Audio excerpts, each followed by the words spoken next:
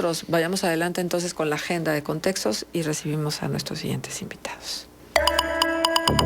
La voz de los protagonistas en Contextos. Gracias. Y bueno, nos da muchísimo gusto tener a Eno Castellanos, presidenta nacional de Canacintra. Y bueno, bienvenido a La Laguna. Qué bueno que está por acá. Muchas gracias. Siempre es un gusto estar aquí en La Laguna y compartir con la gente de trabajo que hace eventos y está siempre buscando la mejor de la comunidad. Que precisamente eso es lo que lo trae acá, ¿no? Así es. Cuéntenos. La inauguración del Congreso de Mujeres Industriales, que nuestra presidenta nacional, Olivia Valadez, está organizando, y ayer ya tuvimos una primera cena con gente que viene de Tijuana, de Querétaro, de Michoacán, y con muy buenas expectativas. Nos estará acompañando en la inauguración el gobernador, y en la noche también estará el subsecretario de Industria y Comercio, que es paisano de ustedes, claro. Héctor Guerrero. Claro, por supuesto, sí. Ahora, importante el momento que estamos viviendo como país. 3 años ya del gobierno federal, a la mitad del camino, fue lo que, como tituló el presidente, inclusive su libro. ¿Qué ha pasado en estos 3 años y cuál es la situación que guarda la industria de la transformación en este país? Bueno, yo creo que la administración que encabeza el presidente López Obrador cambió paradigmas, algunos para bien, otros para mal. Yo creo que no estamos viendo algo extraordinario. Cada administración entra e impone su manera y su visión de cómo desarrollar o gobernar el país. Evidentemente nos toca, y esto es como sociedad, enfrentar la pandemia y la crisis económica derivada, que evidentemente que sí hay un impacto muy fuerte en el aumento de pobreza, hay un impacto fuerte en la pérdida de puestos formales de trabajo, e incluso aquellos que se recuperaron no lo hicieron en los mismos niveles de ingreso, y son en algunos casos más trabajos de tiempo parcial que permanente. Pero bueno, los empresarios hemos tenido que adaptarnos a esta nueva manera. Yo estoy muy de acuerdo en el combate a la corrupción. Ha habido una gran eficiencia de recaudación. Eso hay que reconocérselo tanto a la jefa del SAT como al presidente López Obrador. Hoy se recauda más, se cobra impuestos de manera más justa. Y bueno, creo que hay temas pendientes, reactivación económica, el manejo de la pandemia creo que la mayoría de los mexicanos no nos ha dejado muy satisfechos. Ya veremos qué sigue para adelante. El proyecto de presupuesto de egresos de la Federación, que recién se presentó el pasado miércoles, contempla una serie de apoyos particulares. El sector salud, por ejemplo, es uno de los que más incide. ¿Cuál sería las necesidades puntuales de los industriales en materia de apoyos económicos que el gobierno pudiera destinar y en materia de inversión pública? Porque cuando el gobierno invierte, los empresarios y los industriales también ganan. Claro. Bueno, sin duda un plan de reactivación económica debería considerar un programa de apoyo a pymes, una política industrial entendida como la serie de acciones, programas que dinamizan una actividad en el sector de manera particular, acceso a financiamiento, apertura de nuevos mercados, pero voy a tener el tema de financiamiento porque aparejado de debe de venir para las pymes un régimen de tributación especial que haga que no siempre carezcan de liquidez y que puedan invertir en sus propios negocios. La inversión tristemente ha venido cayendo desde que se tomó este gobierno. Hay quienes lo pueden atribuir a la pandemia, acciones concretas de gobierno, pero la realidad es que se está invirtiendo poco por parte de la administración federal, y lo poco que se invierte en 3 obras principales. Son importantes, claro, no creo que sea el tema del programa meterse a analizarlas, pero a mí me hubiera gustado que fuera más democrático en todo el país, porque inversiones de obra pública se necesitan en las 32 entidades federativas, si bien el sur tiene un rezago. Y la confianza para traer inversiones. Sé que se ha dinamizado la inversión extranjera directa, ese es un buen tema, volvimos al top 10, pero la inversión nacional, que es la que está día a día, y de la cual depende en muy buena medida también lo que gaste el pequeño, el microempresario, aquel que abre una fonda y compra una estufa, mobiliario, el tornero que compra una máquina, el soldador, quien hace herrerías, que compra una maquinita de soldar, etcétera, un trascabo. Todos ellos generan una inversión. Sin embargo, si no están las reglas claras, es difícil, o si no se están cambiando cada rato. Creo que eso es lo que ha pasado. Que haya crecido, se haya disparado la inversión extranjera directa, pudiera ser un indicador de que viene una inversión nacional en nuestro país. Por lo regular van acompañadas, ¿no? Se ha visto que la inversión extranjera directa es muy sensible luego a cualquier tipo de señal que se dé en el país, política o económica, y que buena parte de la confianza de los empresarios mexicanos depende también mucho de la confianza que tengan los empresarios internacionales. ¿Habrá una relación? ¿Esperan ustedes que se dé pronto una reactivación de esa inversión nacional? Mira, la inversión extranjera directa está alrededor de 40 mil millones de dólares por año. El asunto es que esa inversión es de grandes empresas que sí o sí, independientemente de lo que pase en México, van a invertir. ¿Por qué? Porque México tiene un valor logístico, es competitivo en costos, tenemos mano de obra calificada, en fin, tenemos muchas ventajas. Con la reconfiguración de cadenas logísticas, pues nuestra cercanía a Estados Unidos y la firma del TEMEC nos hace un país muy atractivo. Entonces, sí, eso está bien, y quizás algunas empresas consideren venirse a la cadena de proveeduría. Sin embargo, reitero, el tema de la MIPYME está desligado de esta dinámica. Okay. No están en cadenas de valor, dependen del mercado interno, y ya nos enseñó la historia desde el NAFTA que no es suficiente la venta al exterior para generar condiciones de igualdad y riqueza en el país. Sí, tenemos que dinamizar el mercado interno. Y en ese sentido, Enoc, José Luis, hay mucha incertidumbre también económica, y hay familias o hay personas que creen que el escenario no es el propicio como para emprender. No sé ustedes cuál es el mensaje según la evaluación que hacen del panorama económico para nuestro país. ¿Es una decisión arriesgada emprender en este momento?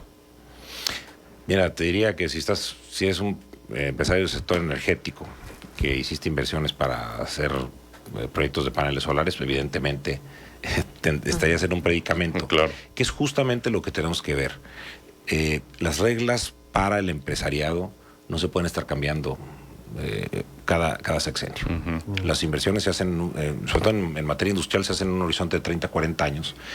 Y no nos asustan y podemos llevarnos cada que haya un brote de violencia o inseguridad. Sabemos que son fenómenos coyunturales, y que incluso si lo comparamos con lo que hacen los países petroleros en África, pues las compañías siguen invirtiendo a pesar de que hay revueltas, hasta golpes de Estado. ¿Por qué? Porque el negocio lo da. Sin embargo, el que sí te cambien, el que tú hagas una inversión tipo Constellation Brand de Mexicali, de 900 millones de dólares, con todos los permisos, y al rato te digan, no puedes. Que ya no. Eso sí no causa. hay certezas jurídicas. Es correcto. Hay Estado de Derecho. El Estado de Derecho es un concepto medio utópico, pero todo mundo debiéramos aspirar a él. Pero yo creo que reglas claras, transparencia, se vale. Oye, no quiero que inviertan acá, muy bien. Ya sabemos lo que vamos a hacer los próximos 30 años. Pero si ya dimos un paso en un sentido, el estarnos regresando o cambiando de rumbo sí lastima mucho la confianza. ¿Ven ustedes una política industrial clara del gobierno mexicano? Y si la ven, ¿es la adecuada a los momentos que estamos viviendo? No, no la vemos. Y no la vemos en este gobierno ni la vemos en los últimos 4 gobiernos. Es una realidad entendida como justamente la serie de políticas públicas, programas, apoyos, incentivos para que se dinamice un sector. Yo creo que sí debería de haber una política industrial con enfoque en innovación, con enfoque en industrias creativas, en tecnologías de información, en ser una base de manufactura de alta tecnología. Eso estaría muy bien para México, porque eso sí nos llevaría a tener mejores salarios de profesionistas, de operadores, y podríamos generar mejores condiciones de bienestar. Yo creo que ese es el gran reto de un gobierno que ha generado una expectativa de cambio y que tiene un apoyo, una base social muy importante. El tema de la seguridad, sin duda alguna, sigue siendo tema para todos. ¿Cómo lo están viviendo desde Canacintra? Se habla de asaltos, por ejemplo, en las carreteras. Se habla de estas situaciones en algunos estados donde pues hay un miedo generalizado ante las circunstancias de la actividad de los criminales. ¿Qué tendría que suceder en esta materia para que el dinamismo de los industriales no se frenara? Una redefinición de la estrategia de seguridad, por supuesto que urge. Lo peor que podemos hacer como mexicanos es pensar que este problema llegó para quedarse. Si bien sabemos que siempre tendremos algún asalto, algún asesinato, porque se dan hasta en las sociedades más tranquilas, el tema es que creo que estamos entrando en una vorágine de ya no es un fenómeno localizado en algunos estados, sino generalizado, y como sociedad debiéramos de preguntarnos también qué estamos haciendo, porque queremos resolver el problema ya que se cometen los delitos a través de policías o fiscales o cárceles, cuando la prevención desde la cultura de la legalidad que se debe de tener implantada en la familia, en la educación temprana, en los valores, en el trabajo, no la estamos haciendo los mexicanos. Evidentemente nosotros también fallamos, creo, como sociedad en general. Habrá quienes tengan muy bien en sus hogares esta escala de valores y sus hijos sean gente de bien, pero pareciera que nuestros niños, nuestros muchachos están muy proclives también a vivir en una cultura de ilegalidad. Y entonces cuando se hace normal y cuando vemos en perspectiva cómo llegamos a esta situación, nos vamos a dar cuenta de que no teníamos una adecuada cultura de legalidad. Claro.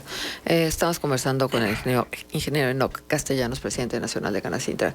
Bueno, y el motivo, como lo decía en el inicio de esta conversación, es el primer Congreso de Mujeres Industriales. Y recién platicábamos precisamente con quien está al frente del comité de organización. O sea, que todavía hay una cierta misoginia, sobre todo en ámbitos donde eran casi reservados exclusivamente para los hombres. ¿De qué manera abrir estas posibilidades a las mujeres? ¿Y cómo aceptan ustedes entonces esta participación de las mujeres dentro de la Cámara? Justamente lo que está haciendo Canacintra es hacer acciones afirmativas que busquen el insertar a la mujer y darle el valor que tiene. Estamos muy claros que si la mujer se incorporara a plenitud y de manera remunerada al trabajo, podríamos hasta duplicar el crecimiento del Producto Interno Bruto. ¿Qué es lo que ha hecho Canacintra? Bueno, Canacintra es para ponerlo también en antecedente, es la única organización nacional, la única cámara o confederación que ha tenido una presidenta mujer. Ella hace varios años, y esta fue Jacob Polewski. Posteriormente, este año 2021, tuvimos la primera mesa directiva con equidad de género. Yo tengo la misma cantidad de presidentas que de presidentes, perdón, de vicepresidentes que de vicepresidentas. Y esto genera otra dinámica. Y están ahí no porque sean recomendadas o porque tenga yo que llenar una cuota, porque de hecho no, estatutariamente no tengo que hacerlo. Están ahí porque lo valen, porque aportan, porque son gente que tiene ascendencia sobre sus pares. Y creo que debemos de seguir sobre esa ruta. Nosotros estamos considerando muy seriamente que en 4 años queremos, a nivel de consejeros, que es uno de los máximos órganos de gobierno de la Cámara, el Consejo Directivo Nacional, solo debajo de la Asamblea Nacional, que se reúne una vez por año, pero el Consejo Directivo, que es el órgano ejecutivo, en un en un periodo de 4 años pueda tener la paridad de género, empezando desde 2022 con el cambio de consejeros en delegaciones y posteriormente llevarlo a otras instancias hasta que tengamos equidad plena. Creo que es una justa demanda para nuestras compañeras y esperemos que con este rol que va a jugar Canacintra en los organismos empresariales, muchos más se atrevan, porque no hay en diferentes cámaras de comercio, en confederaciones industriales, en el propio CC. Ahora, eso es en la Cámara, pero en las empresas, Okay. ¿cómo va avanzando la presencia de la mujer? Porque se ven todavía más capitanes que capitanas de empresa, ¿no?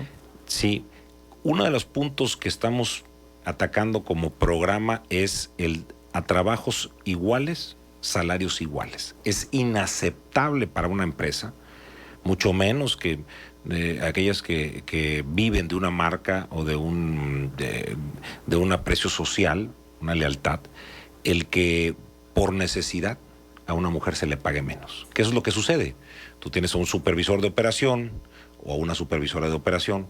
La mujer, sobre todo si tiene hijos pequeños y es la cabeza del hogar, está dispuesta a ganar 30% menos desempeñando el mismo puesto. Y esto, el solo hecho que lo acepte una empresa, porque manejamos tabuladores y pones el mínimo y el máximo, y ahí es donde se da ese juego del 30%, pero el solo que lo acepte se me hace pésimamente para la sociedad en su conjunto, para la responsabilidad y la dimensión social que debe tener una empresa. Entonces, estamos trabajando mucho en eso.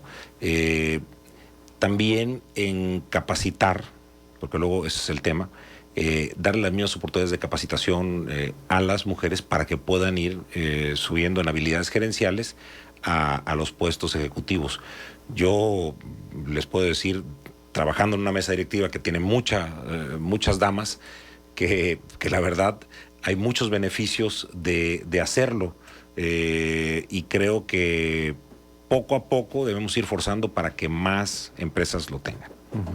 Ahora, me gustaría preguntar también sobre la incorporación de la tecnología, porque luego vemos que esta escasez de chips pues está parando, ¿no?, la producción de autos, está parando la producción de telefonía, de electrodomésticos. Es decir, ¿cómo están incorporando nuevas tecnologías a los procesos productivos en la industria mexicana, Enoc? Mira, dividiría la respuesta en dos. El tema y el asunto de los chips es básicamente porque hay algunos países que están desarrollando investigación y desarrollo en nuevos materiales, en nuevos dispositivos electrónicos, y que son los que tienen la producción de chips. Se da en la coyuntura de pandemia un aumento brutal en la compra de tablets, de teléfonos móviles, de PCs, que generan un desajuste en el mercado, y por eso tuvimos paros incluso de automotrices por falta de chips, que ahora son muy tecnológicas. Ahora, el tema de innovación y desarrollo, y agradezco la pregunta porque me va a permitir comentar lo que está haciendo Canacintra. Estamos enfocados en crear 20 nodos de innovación en todo el país. Si no generamos innovación, no vamos a tener los márgenes de utilidad para poder compartir la utilidad. ¿Con quién la comparte el empresario? El primero con el que lo compartes es con su socio mayoritario, que es el gobierno, que te quita alrededor del 30% de tu utilidad.